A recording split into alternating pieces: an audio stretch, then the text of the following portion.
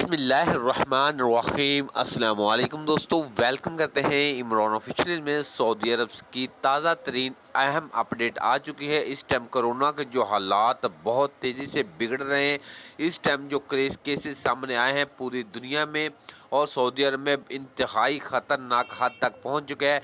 जो नया वायरस है ओमिक्रॉन वायरस, उसकी तादाद इंतहा से भी ज़्यादा हो चुकी है।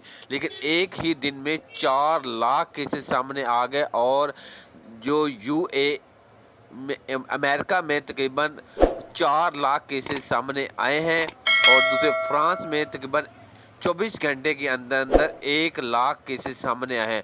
तो इस तरह अगर शरह बढ़ती रही तो फ्लाइट अमेरिका के रियासतों में जो फ़्लाइट ऑपरेशन मुकम्मल तौर पर बंद कर दिया गया और एयरपोर्ट भी बंद कर दिए गए।